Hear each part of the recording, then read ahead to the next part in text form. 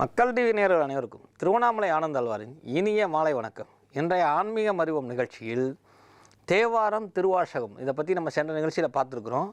அதில் பதிகங்கள் பாசுரங்கள் இதை பற்றி தெரிஞ்சுக்கிறதுக்காக இருக்கிறோம். நிறையா பேர் ஆற்றுல சமீப காலமாக 1982 இருந்து நான் பார்க்குற அத்தனை வீட்லேயுமே தேவாரம் திருவாசகம் புஸ்தகம் 4000 திவ்ய பிரந்தம் இருக்குது. ஆனால் எத்தனை பேர் படிக்கிறாங்கன்னு தெரியல. சார் நீங்கள் போய் பார்த்தீங்களா அப்படின்னா அந்த புஸ்தகத்தை பார்க்குறப்ப அந்த தேவாரத்தில் வந்து சந்தன கும்பம் எப்போவோ வச்ச சந்தன கும்பமும் அந்த காஞ்ச பூவும் இருக்கிறத நான் கண்ணால் பார்க்குறேன். மக்களை குறை சொல்ல வர்றதுக்காக இல்லை. தேவாரம் திருவாசகம் பஞ்சாங்கத்துக்கும் மேலானது. பஞ்ச அங்கங்களை சேர்த்தது பஞ்சாங்கம். அதை காட்டிலையும் மேலானது இருக்கலாம். தேவாரத்துக்கு ஒரு சிறு விளக்கம் பண்ணுறேன். தேவாரம் அப்படின்னா என்ன அப்படின்னா தேவா அமிர்தம்னு பேர். தேவா அமிர்தம் அப்படின்னா நம்ம தேவலோகம் போனது அல்ல. தேவலோகத்தை போவதற்கு தான் தேவாரம் படிக்கிறோம் இல்லைங்களா. 3786 தான் நமக்கு கிடச்சிருக்கு. மீதிலாம் கிடைக்கல, சிதம்பரத்தில் தான் இருந்தது.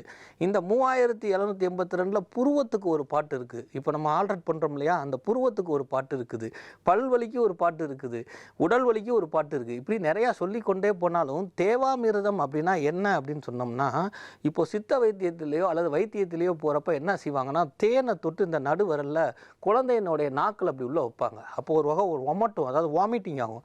அப்போ அந்த எச்சிலும் இந்த தேனும் சுரக்குது. கிளாக்வேஸ் ஆன்டி கிளாக்வேஸ் கெடியார டைப்பில் அது மாதிரி சேர்ந்தது தான் ஆன்டிபயாடிக் அப்படின்னு உருவாகுது. அதற்கப்புறம் அந்த எச்சில் உள்ளே போகும்பொழுது குழந்தைக்கு அஜீரண கோளாறு சரியாகுது, அழுகையை நிறுத்துது, தாய்ப்பாலை குடிக்க உகந்ததாகுது. எங்கே தன்னுடைய எச்சிலும் அந்த இதுவும்.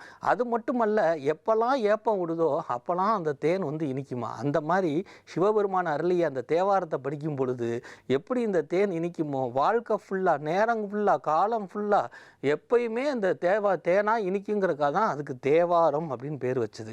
அதே போல் திருவாசகம் அப்படின்னு அர்த்தம். இந்த திருவாசகம், திருவுனா அம்பாலை குறிக்கும், வாசகம் அப்படின்னா வாசி யோசி அப்படின்னு சொல்லுவாங்க. வாசி யோசி அப்படின்னா என்ன அர்த்தம்னா அதன்படி நடக்க பழகுன்னு அர்த்தம். அதன்படி நட அப்படின்லாம் முடியாது. இப்போது நான் சாஸ்திரம் பேசுகிறேன், குடும்பி வச்சுருக்கணும், சட்டை போட்டிருக்கக்கூடாது, துண்டு போட்டிருக்கணும், அது ஏற்புடையதாக இருக்காது, எல்லா இடத்துலையும் ஒத்து வராது. ஏன் எங்கள் ஆற்றுல போனாலே நாய் துரத்துது. இப்போது அப்போ நான் சட்டை போட்டு தான் ஆகணும். ஆனாலும் கூட அந்த மனதில் இருக்கக்கூடிய அந்த வாசகத்தை நம் நல்ல முறையில் செவியில் கேட்பது. ஏதோ தேவார திருவாசகத்திலே ரொம்ப முக்கியம் என்னன்னா, படிக்கிறவங்க சொல்கிறவங்களை காட்டிலையும் கேட்குறவங்களுக்கே சிவபெருமான் ஞான உதயத்தை அதிகமாக கொடுக்குறாரா. அந்த மாதிரி கேட்குறவங்க இருக்கிறாங்களா, அந்த கேள்வி ஞானத்து மூலிமா ஒரு பகுதியவாறு நம்ம நடைமுறை பண்ணால் நாம் நல்லா இருப்போம். நம்ம நல்லா இருந்தால் பொண்டாட்டி நல்லா இருப்பா, பொண்டாட்டி நல்லா இருந்தால் பிள்ளை நல்லா இருக்கும், பிள்ளை நல்லா இருந்தால் வீடு நல்லா இருக்கும், வீடு நல்லா இருந்தால் தெரு நல்லா இருக்கும், தெரு நல்லா இருந்தால் கிராமம் நல்லா இருக்கும், கிராமம் நல்லா இருந்தால் ஊர் நல்லா இருக்கும், ஊர் நல்லா இருந்தால் உலகமே நல்லா இருக்கும். அப்படிங்கிறது தான் இந்த திருவாசகத்தினுடைய அமைப்பு.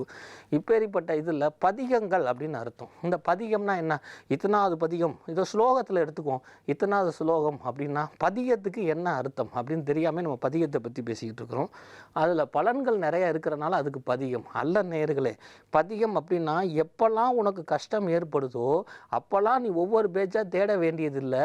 இந்த பதிகத்தினுடைய முதல் லைனை ஞாபகத்தில் வச்சுக்கிட்டீங்கன்னா அந்த பதிகம் உனக்கு உறுதுணையாக இருக்கும். அப்படிங்கிறனால தான் அதுக்கு பதிகம். பதிந்து வைத்துக்கொள், உனக்கு மனதில் கனம் இல்லை அப்படிங்கிறனால தான் பதி. அதனால தான் கணவன் மனைவியை கூட சதி பதி அப்படின்னு சொன்னாங்க. சதினா மனைவி, பதினா கணவன். ஏன்னா அவன் தான் நிறைய சுமக்கிறான் இல்லையா, அதனால தான் சதிபதி அப்படின்னு வச்சுருக்காங்க. முன்னோர்களும் தமிழும் தேவாரமும் திருவாசமும் எப்படி கோர்த்து இருக்குது அப்படிங்கிற உணர்த்தது. அதே போல் ஆழ்வார்களில் வந்து பார்த்திங்கன்னா பாசுரம் அப்படின்னு பேர். சுரம்னா சுரந்து கொண்டே இருக்குது அப்படின்னு அர்த்தம். பா என்றால் மிகை அப்படின்னு அர்த்தம். பானாழ்வார் அப்படின்னு சொல்கிறோம் இல்லையா, அந்த மாதிரி பாசுரம். அதுலேயும் வந்து 4000 திவ்ய பிரந்தங்கிறத பூர்த்தி செய்யப்பட்டது. ஸ்ரீபெரும்பூர் ராமானுஜர் தான் அதை 4000 பூர்த்தி பண்ணார். அப்போது அந்த பாசுரத்தில் கூட எல்லா வகையிலையும் அதுக்கு பாசுரங்களில் எல்லா வகை பாட்டுக்கும், எல்லா வள நோய்க்கும், எல்லா வள வாழ்க்கைக்கும் இருக்குது. இந்த நிகழ்ச்சி வழியாக நான் சொல்ல வர்றது என்னன்னா, கோயிலில் வந்து பார்த்திங்கன்னா நல்ல சோட தீபாரண பட்டு பீதாம்பரத்தில் அர்ச்சனையெல்லாம் பண்ணிவிட்டு மிகப்பெரிய நாதஸ்வர வித்வான்லாம் இருப்பாங்க. அவளெல்லாம் நிறுத்திட்டு ஒரு நிமிஷம் தேவாரம் வாசிப்பாங்க. அப்போ காதில் இன்ப தேன் பாயும் இல்லைங்களா.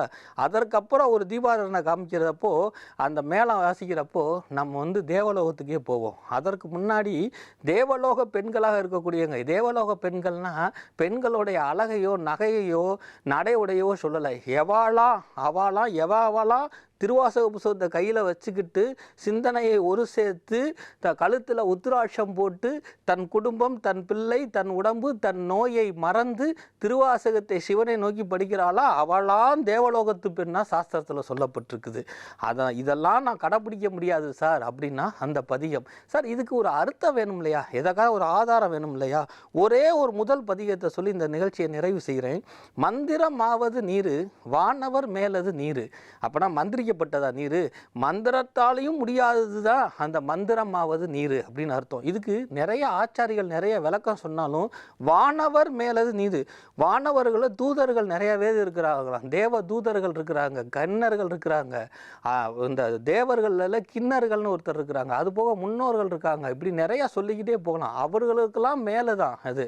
இப்போது வானவர்கள்லாம் எனக்கு புரியலை சார் அப்படின்னா, அமாவாசைக்கு கோலம் போடக்கூடாது, நம்ம முன்னோர்கள் வராங்க, ஏகாதசிக்கு கோலம் போடணும், நம்ம வானவர்கள் வராங்கன்னு சொல்கிறோம் இல்லையா? அந்த வானவர்களுக்கெல்லாம் மேலது அந்த நீர். அதே போல் சுந்தரமாவது நீர், துதிக்கப்படுவது நீர் அப்படின்னா சுந்தரம்னா வயிறு, விநாயகருடைய வயிற்றுல தான் இந்த உலகமே அடங்கி இருக்கிறதா அர்த்தம். அந்த மாதிரி சுந்தரம்னா வயிறுன்னு ஒரு அர்த்தம் இருக்குது. அந்த சுந்தரமாவது அந்த உருவமே சாணத்தினால் ஆனது. ஏன்னா உபதியாகப்பட்டது அந்த மாட்டு சாணத்தில் இருந்து கங்காக்கப்பட்டு அந்த கங்கு தானா அந்த தானானா அந்த கங்கு தானா அமரணும், அது அமரதுக்குள்ளே எடுக்க மாட்டாங்க. அப்பா இது சாம்பலாக போயிடுவடா அப்படின்னு சொல்கிறதுனா சுந்தரமாவது நீர், துதிக்கப்படுவது நீர், வெந்துயர் தீர்ப்பது நீருன்னா. இதுக்கு மேலே இதுக்கு விளக்கம் சொல்ல வேண்டிய அவசியமே இருக்காது. ஒரு பதிகத்திலே இப்படி இருக்குதுன்னா ஒவ்வொரு பதிகத்துக்கும் நமக்கு தேவையானது இருக்குங்கிறனால தேவாரம் திருவாசகத்து புஸ்தகத்தில் அர்த்தம் தெரியாட்டினாலும் தயவு கூர்ந்து ஒரு நாளாவது ஒரு பொழுதாவது பதிகம் படிங்க. உங்கள் வீட்டில் இருக்கக்கூடிய இன்னல்கள் மறையும், கஷ்டம் மறையும், சிவபெருமானும் அந்த எல்லாம் வல்ல ஏழுமலையான மனங்குளிர் வரும்னு சொல்லி என்றும் உங்கள் வாழ்க்கையில் ஆனந்தம் ஏற்படணுமா பிரார்த்தனை பண்ணி உங்களிடமிருந்து விடைபெறுவது திருவண்ணாமலை ஜோசியர், திருப்போணம் கோரக்நாதர் அடிமை, ஆன்மீக அறிவியல் அறிஞர் டி. ஆனந்தாழ்வார். வணக்கம்.